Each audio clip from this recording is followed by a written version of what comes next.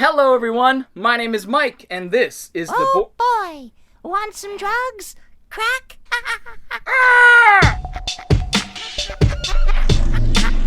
Welcome back to yet another episode. Today I finally get to talk about one of my favorite directors of all time, Frank Henenlotter. I'm not going to be doing a ranking of his movies, maybe I'll save that for another day, but I am going to be talking about each of his feature films. Now, he has done, over the last 10 years or so, a bunch of documentaries, 2 or 3, but I'm going to be talking about each of his 6 feature films that he released from 1982 to 2008.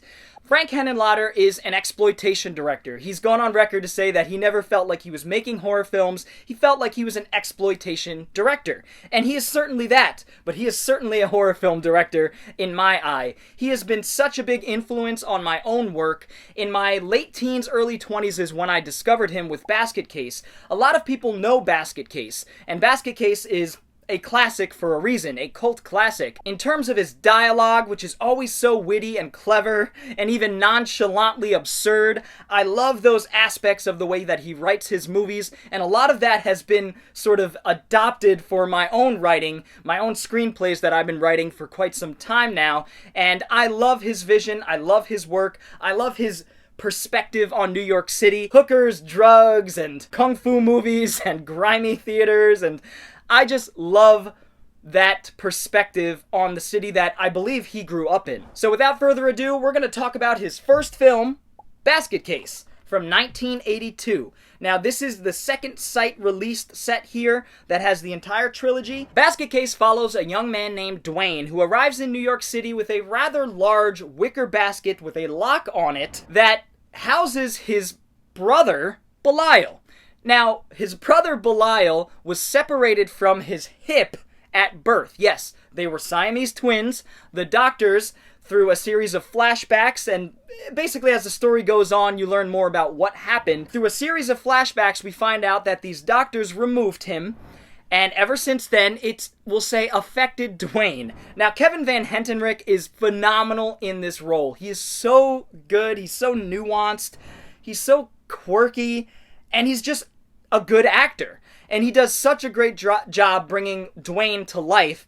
And when he's playing off of the little lump of meat known as Belial, it's just magic. Now, of course, Belial starts wreaking havoc and killing people off one by one.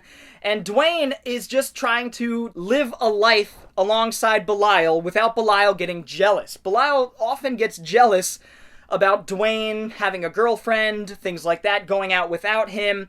He still feels connected to Dwayne. He gets super jealous and rages and freaks out and ends up killing people in this very dingy, grimy hotel sort of thing in Times Square. Now, this hotel houses some of the most quirky characters in any Henenlotter film. They're all very unique and very funny. That's the thing. This film is definitely a horror flick, a cult classic, but it is absolutely a dark comedy, no doubt about it. One of my favorite side characters in the film is Casey. Now, the actor who plays Casey would pretty much pop up, I believe, in every single Henenlotter feature film moving forward in a bit role, sort of a cameo. And she plays this woman who is trying to get to know Dwayne and make him feel more comfortable now that he's in the big city. Dwayne, the character, is from upstate New York, so going to Manhattan, it's like basically two different worlds. And she's sort of the one that shows him the ropes and how to get along in New York City. And I love her character for that. And she sticks with Dwayne, even, through thick and thin, really, until shit really hits the fan. But everybody else in this hotel is a character in and of themselves. You got the hotel clerk, the guy who owns the hotel, who's just he's having the worst day of his life. He keeps complaining about all the things that are going on. He's like, not this again, and he's got to run up the stairs, several flights of stairs to see what the hell's going on. The ruckus that Dwayne and Belial are causing, and it's just it's so intimate. I love the setting of this film. A lot of it does take place in this hotel, and it just exemplifies sort of a gritty, grungy, inner city New York hotel from that time. Now, Belial, when we see Belial for the first time. It is legitimately frightening, and Henenlotter takes his time, gives us like 20-30 minutes before we see him in his full glory, and I love this practical effect. Does it look great? No, not really.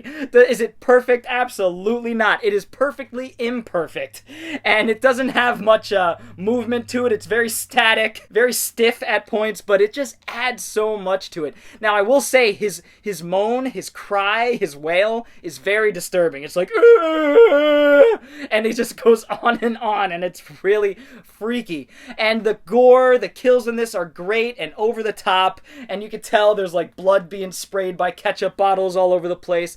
It is just great amateur, very low budget filmmaking that I look up to, and I also love how you end up sympathizing with the poor lump of flesh known as Belial. I think it's very impressive what Henenlotter was doing with his debut feature. Henenlotter's lighting is fantastic. He would get better and better with all of his technical aspects as time would go on, but with that, a certain charm is lost because this film is very amateur and very, again, to use the word cult classic, it truly is a cult classic, and it has that grimy feel to it, that amateur feel to it that I don't think he would replicate or maybe even care to replicate in the future, and that's totally fine with me. He progressed as a filmmaker. Now, this film is even shot in, I'll say, full screen, I believe 4:3. It doesn't exist in widescreen. He shot it in box format. He even says that in one of the interviews. That's how he shot it. And he also says that the film will never look perfect, and I don't think it should look perfect. That's part of what makes it charming. That's part of what makes it work. I love Basket Case. It is one of my favorite Henenlotter films. In fact, I'd say probably my second favorite Henenlotter film. It is such a time capsule of the 80s, New York. I love it to death. Basket Case. Now, Henenlotter wouldn't make another feature film until my birth year, 1988. That's 6 years after Basket Case. And he would bring us what I think is his best film, and what is definitely my favorite film of his, Brain Damage. I'm so thankful that Arrow Video put this film out in all its glory. It looks fantastic on Blu-ray. I don't need it to ever look any better. It has a ton of special features. Brain Damage hits home for me. What can I say? Everything is stepped up here. Henenlotter has been doing his homework, has learned so much since Basket Case. The lighting is better, the camera work is better. I'll say the acting is better overall. Everything about Brain Damage is stepped up a notch, in my opinion, over Basket Case. Now, it does lose that sort of super amateur, low-budget feel. It does still have a low budget, but it's widescreen, for an example, but it looks cleaner. He just shoots a better-looking film. This is a straight-up, clear-cut allegory for drug abuse. Now, drug abuse is something that has plagued my family, and something that hits home. It's one of those themes that anytime it's in a movie, I can't help but be moved by it if it's told in the right way.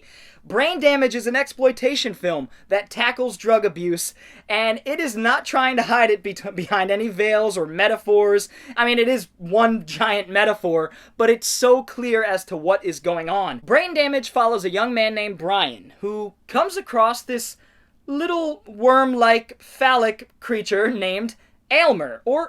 And this Elmer is an alien-like creature, an ancient being, it's alluded to, that essentially attaches to the back of your neck, injects a hallucinogenic drug, and gets you addicted to his liquid. In order for him to make this liquid that gives our character this just euphoric visions and all of his troubles go away, everything is beautiful, and he could hear sound and all these crazy things. But in order for him to make this liquid, he needs human brains. Of course, right? Because that makes sense. DMT has been found in the brain and many other living creatures and plants on this planet, and so he needs brains to distill that liquid. This is the way I view it, through a scientific lens, of course. He distills this liquid into something that he can inject into the back of this character Brian's neck, or any character that he is currently attached to. So you could see the very clear drug allegory here. What ends up happening is our main character Brian gets super addicted to it. He loves it. All of his troubles go away, but he's also neglecting all of his troubles. He's also neglecting the people that he cares about and that care about him, like his girlfriend and his brother. And he goes on these nightly odysseys of sound and color to the point where he has to end up finding someone to kill so that Elmer could eat their brains. There's some unbelievable kills in this movie. One of the most famous is the blowjob scene. If you guys have seen this movie, then you know what I'm talking about. There's so much going on in that scene, so much exploitation goodness happening there. And the gore is fantastic. He's stepped it up in this game. It's even more disturbing. There's a great scene where Brian is hallucinating and all of a sudden blood just starts spewing from his ear. Just incredible arterial-like sprays out of his ear, and he's just yelling. Just so many great images. Oh, the one of the first things he sees when he's hallucinating is the light on his ceiling, and it flashes back and forth between him and the light starts mutating into a giant eyeball. So many trippy images in this film that I just adore. And I also have to say that Elmer is one of my favorite horror creations ever. It's such a great prosthetic. The way it moves, the way it looks. When it opens its mouth, it's disgusting. I absolutely love his look, his aesthetic, and his voice. His voice is fantastic. The voice actor who did it is just brilliant. It's a perfect match. I love the character so much. One of my favorite in the genre. It's also worth mentioning that Dwayne from Basket Case actually makes a cameo in this. A killer cameo. The first time I saw Brain Damage, I don't know, 10, 12 years ago, it blew me away. All 6 of Henenlotter's films have imagery from other different films that he's made. So they all exist in the same universe, and I love the little touches he puts into his films. He appears in a lot of his own films too, in cameos, and they all feel connected in this Henenlotter universe, I'll say. And that's something I really love about his films. He always does that. He always uses similar character actors. Basically in all of his films, you'll see people pop up. You're like, oh yeah, that was him from here and them from there. And it's like, it's just so much fun. It's just another layer of Henenlotter's genius. Brain Damage is my favorite Henenlotter film, period, hands down. I think it's a perfect 5 out of 5. I love this movie, and like I said, this one has influenced me just as much as Basket Case. I will bring this movie with me to my grave. I love this movie, and like I said, it really hits home for me because I've dealt with drug abuse in my past with family members and things like that. It's one of my favorite films of all time, horror or not. I love Brain Damage. And I also love Milk Sacks. Henenlotter would go on to release 2 films in 1990. The first one is his more commercially viable film. I say this in heavy ass quotes. Basket Case 2. This film really showcases Henenlotter's transition from these cheap but charming films like Brain Damage and Basket Case to something a little bit more professional looking. This film looks exceptional, honestly. I think the lighting is better. Again, everything is better in terms of technical aspects. The camera work, dynamic camera movements and camera angles. The lighting, the characters are well defined, and there are a lot more characters to deal with here. And I think it's technically a better film in almost every way than Brain Damage and Basket Case. But it does lose something. It loses that grittiness. It loses that charm. And with that, it loses that sleaziness that we all know Henenlotter for. Now, it does get into different territory that really does make up for those things that it's missing. You know, like a sex scene between Belial and his amorphous loved one, which goes on for so long and is ridiculous. It's one of my favorite sex scenes in any movie ever, I have to admit. It is glorious. There's a trade-off here, and Henenlotter really delves into the what he's trying to say with the Basket Case movies and about deformed people, freaks, quote-unquote, and the fact that they are still human. Basket Case 2 is one of those films where the special effects are the highlight. I mean, these effects are incredible. There are something in the range of 10 to 15 unique, distinct, well-thought-out creatures. Deformed folks, freaks.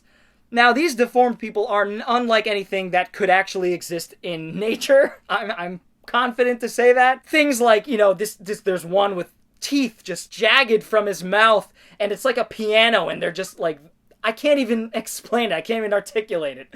But there are just so many unique things. There's one with like a super skinny head. There's a frog person. There's just a menagerie of freaks, and it reminds me of movies like Little Monsters, Nightbreed, or Neon Maniacs, things like that, where it's just a showcase for these creatures, for these special feature or special effect creatures. Dwayne's character is actually eluding the police after the crazy, grisly murders that took place in Basket Case. Basically, this woman shows up in his life named Granny Ruth, who claims to be a family friend, a friend of the aunt, I believe it was, that took care of Dwayne and Belial once their parents were killed, essentially. Now, Granny Ruth is played by Annie Ross, and she does a great job in this film and its sequel as this woman who you don't quite ever know her motives, her actual motives. She seems like she's trying to help one minute and she really cares, and then the next minute she's like this crazy cult leader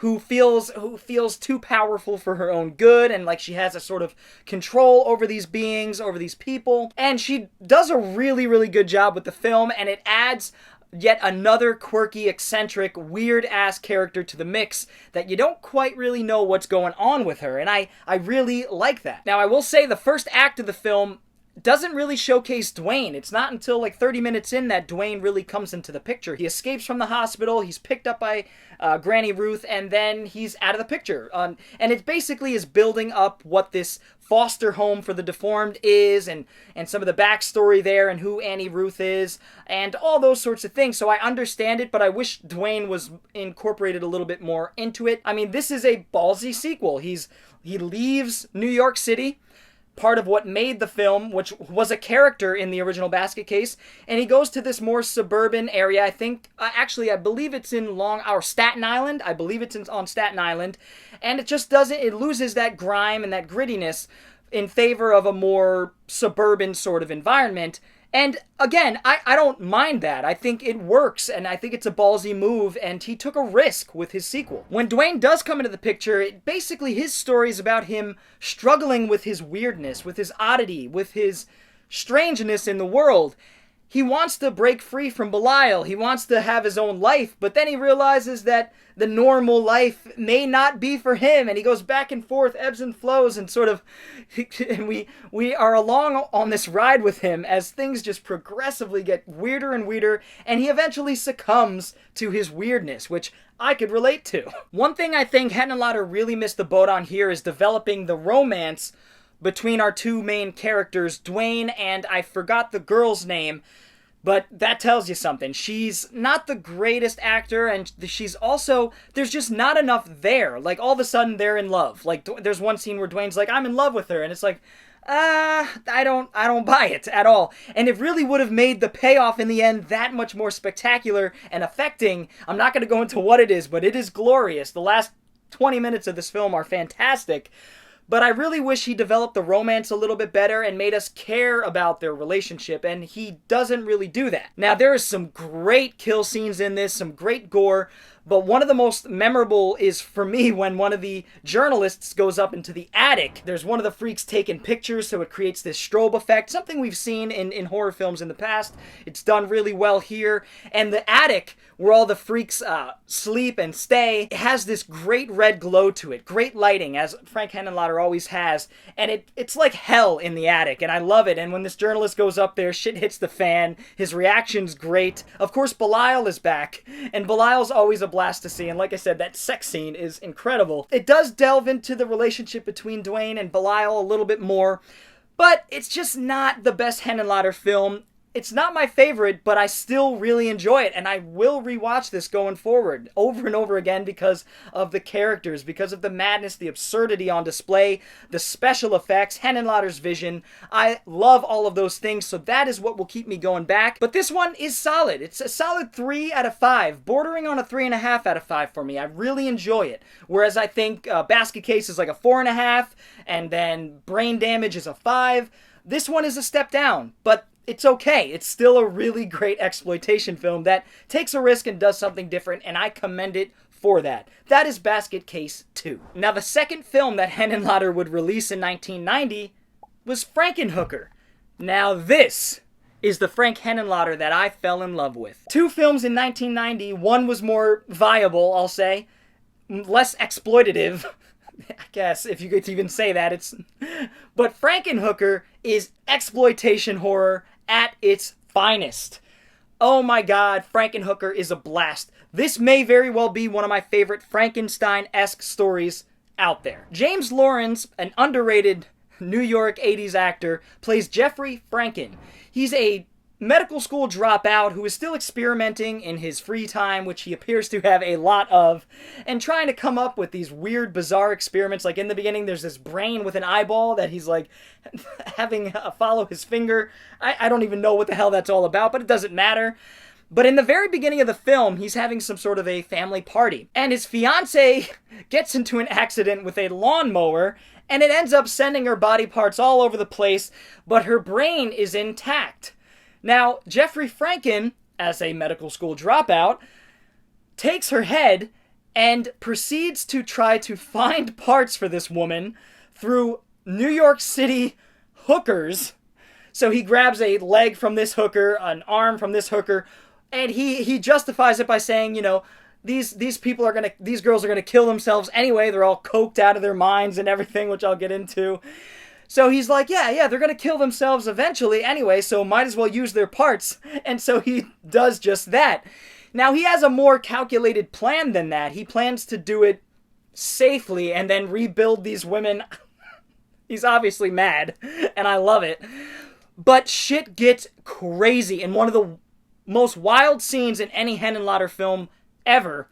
It's about halfway through this film. Spoilers. It's a party with him and a bunch of hookers where he's sizing them up and measuring them, and they think it's part of, like, some weird fantasy, some weird doctor fantasy. He ends up killing all of them. They all end up blowing up in glory, in such a glorious scene, honestly, because of this drug that he made for them. It kills them. They explode into thousands of pieces. It's mayhem. And he's still saying, don't worry, ladies, I'm going to put you back. I'm so sorry. I didn't mean for this to happen. And in terms of camera work, one of my favorite shots in maybe any Henenlotter film is during the exploding prostitute scene. There's this first-person perspective of a leg. It's just kind of like a leg attached to the camera, and it's just shooting across the room, and it's absolutely hilarious. And actually, in one of our early videos back on our old channel, Highblog TV, I used an angle like that for one of our music parodies, so you could see that I was just so heavily influenced by his vision and his creativeness. There is a character in this film, the drug dealer character, who's this big buff guy that appears in a few Henenlotter films. He's got an accent, he reminds me of Schwarzenegger, he's just super buff, and he plays their pimp. And so he comes into play pretty heavy in the story, actually. It's a pretty big role for him, and he is so good, and so you hate him, right? You hate him in this role, how he's controlling these women and getting them hooked on drugs. Obviously, it's all a big message. It's all a big commentary on what's going on in the inner cities at this time.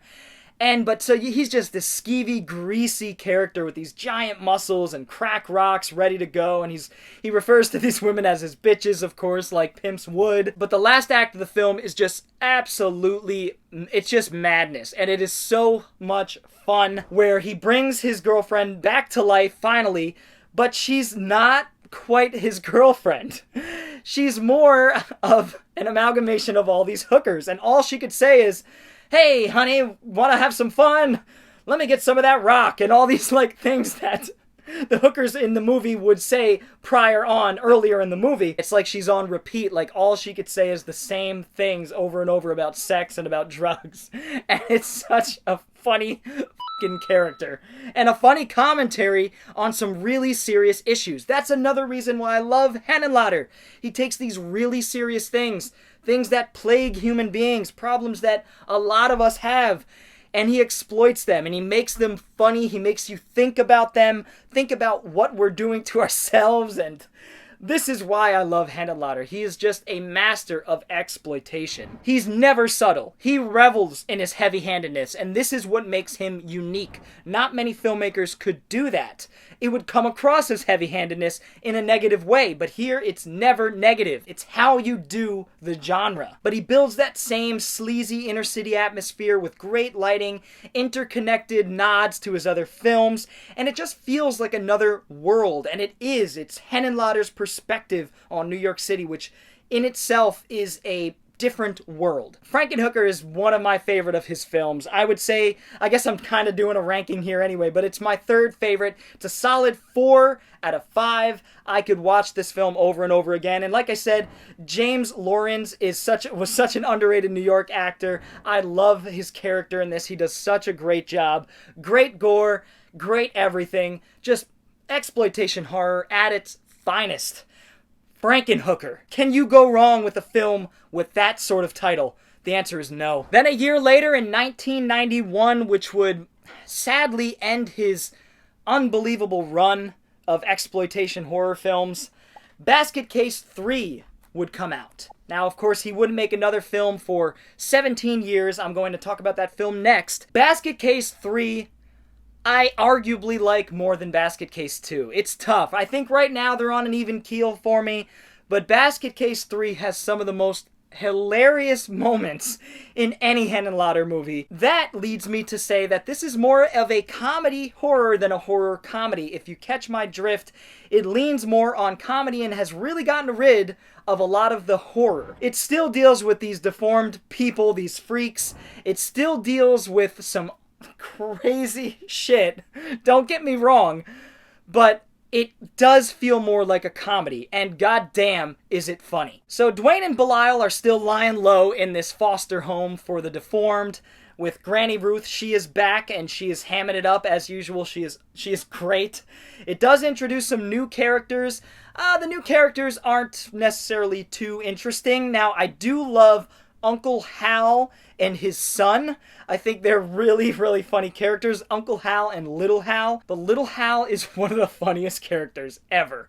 I swear most of his lines were improvised or something. If not, then Henenlotter is just even more of a genius than I thought he was already. The subtitle for this film is The Progeny. So, yes, Belial, during the sex scene in Basket Case 2, impregnates his beau, whose name is Opal, and they have kids. 12 kids. Little baby Belials, which are as amazing, disgusting, grotesque, and cute as they sound. It's such a funny scene. I can't do it justice. Now, Little Hal, during this scene, this birth scene, is basically like an ESPN commentator. And he's commentating what's going on with these births. At first it's 1, then 2, then 3, then 4, then 5, then 6, then 7, all the way up to 12. And he's just rambling. I swear he's improvising. Now, Little Hal is a deformed person himself, and he has he's this giant blob of a human being with 12 arms or something. It's really bizarre, but his character is so funny, and the stuff he says during this birth sequence are some of the funniest lines in any film of this nature that I've ever seen. I was in tears. I was rewinding it. I was crying. She's popping them out like Pez candy. Let's give her an ovarian ovation. These absurd lines. And I swear, for each birth, he has another line. And I would love to know if those were improvised or not. Maybe they're in some special features somewhere. Basket Case 3, and pretty much all of Henenlotter's work, is one of those movies that if my mom knew I watched it and loved it as much as I do, or enjoyed it as much as I do, she would probably think different of me, which is a funny thing to say, but it's true. These movies are just so bizarre and absurd that I sometimes imagine showing my mom, somebody that has no idea that movies like this even exist, showing it to her and seeing what she thinks. I may have to do that. She's open-minded enough to sit down and watch something like this. I'd love to see her reaction, but I know she'd think a little bit differently about me moving forward. The story sort of plays out where this sheriff of this town that they've moved into with Uncle Hal starts to notice that Dwayne and Belial are on the run, and they start to break into the house and kill certain freaks and shit like that. Shit gets kind of crazy. And then it's sort of a war between the freaks and the police department. It's sort of a standoff sort of situation. And it's really, really fun. Talking about this makes me like this movie even more than Basket Case 2. Recognizing that it is more of a comedy. In the last act, this just it gets even more crazy with this RoboCop Terminator-esque monstrosity that is part Belial, part mechanical. It is just incredibly awesome and absurd. And Henenlotter has a lot of fun with the writing here in terms of dialogue, where there's just these strings of alliteration for no reason. Like, for an example, the police department, everybody in this police department, every cop has a last name that starts with a B. So it gets really funny and confusing, and I love alliteration. That's another thing that I've infused into my own work. Henenlotter really gives us something so absurd that you can't help but love it with Basket Case 3. I kind of love it. So Henenlotter would take a 17-year hiatus, which saddens me, man. I wish he kept making movies, but he didn't. That's his choice. I know he had a bunch more in him, but he would bring us in 2008 Bad Biology. Now, I don't even know if he would have made this film if it wasn't for R.A. the Rugged Man. Now, I'm a hip-hop head, as I've told you guys in the past. Some of you may know who R.A. the Rugged Man is. He's a New York rapper, deals with really in-your-face subject matter, offensive. He has no problem saying what's on his mind and what he feels about the society he lives in, and I love him for that. I've always loved R.A. There was almost a point where he got a record deal in the mid-90s. In fact, he has a song with Biggie, the Notorious B.I.G., a lot of you probably know him, and he had an album called Night of the Bloody Apes, which he was almost able to release this album through a label, but he couldn't because of his subject matter, because he was just too controversial for the time, and still is, really. Now, R.A. the Rugged Man would approach Frank Henenlotter, as far as I understand, with a script or an idea, and they would work on this script called Bad Biology, and it would eventually be directed by Frank Henenlotter. So it's sort of a dream project for R.A. the Rugged Man, and I guess they just kind of came together, there was chemistry, and they made the movie happen. Again, 17 years after Basket Case 3 in 1991. So, right off the bat, I was interested in this movie. Now, I have to be honest, I only saw this movie for the first time about 4 months ago or so. It just evaded me. I never found it on DVD or Blu-ray, so I had to find it by other means, and I finally watched it, and I really enjoyed it. This is a very Henenlotter movie. This is super exploitative, and it deals with themes that will make us all feel uncomfortable and may offend us. But in this case, I think it's a good thing because there is a point trying to be made here. And I think it really breaks through a lot of the stigmas that surround sex in our society. Sex, death, these things are things that make us human. These are all things that we will always all experience. And so Henenlotter really throws it right in your face and makes you feel uncomfortable. Now, you have to give it up to R.A. the Rugged Man, too, for coming up with this pretty twisted idea. But you really have to commend them for making something that will make most people feel uncomfortable, and I think in a good way. Now, the film isn't perfect. In fact, I do think it has some pretty big issues, mainly with one of the main characters. It follows this young woman and this young man, but it really more centers on this young woman's story, and that's part of my issue. I really felt like it should have been a balance because they end up finding each other at a point. But what happens with this young woman, what is happening, this young woman has something like, I don't even remember, 27 clitorises or something like that. Forgive me for getting into this kind of talk, but hey, this is an adult show. If it makes you squeamish, I don't know, skip this part. But this female has 27 clitorises. So since she was a kid, she's been having orgasms, and she can't control them. She could just be walking and have an orgasm because of how many clitorises she has. I had never seen anything like this. I had never seen anything even approach this. Maybe Teeth. But I'm not even a big fan of Teeth, the movie with the vagina with teeth. Anyway, Bad Biology does these sexual concepts, these psychological sexual concepts, even better than Teeth, in my opinion. And it follows these two characters, like I said, finding each other and connecting. Sort of like sex. Now, this isn't for the faint of heart, but there is one scene I have to talk about because for me it was the most effective. This young woman is about to have sex with this character, who is actually played by R.A. the Rugged Man. He does a really good job in this scene. And she keeps telling him, you know, you don't know what you're getting yourself into here. And she's really feeling him. He's feeling her. But she's trying to tell him something that he just isn't hearing. It's just like over his head, in one ear, out the other. You know, when you're in the heat of things, that's somehow some things are sometimes. And she's warning him, like, I don't know if you're gonna like what you see or what you feel. And there's this unbelievably cool shot that's from... Again, very adult content coming up. It's from the perspective of her vagina. And it shows R.A. the Rugged Man's character looking at it and peering inside. And as he does so, the camera dollies back and shows all these clitorises inside of her. Sort of like mutated mutants. They're all moving on their own, and it's really, really disturbing. And really gross. And you just see R.A.'s face, the character's face, like, what the fuck? And he flips out. And of course he leaves. He's like, you sick, crazy bitch, blah, blah, blah. And there's something being said there. And I think it's something about just feeling comfortable with your sexuality. Feeling comfortable in your own body.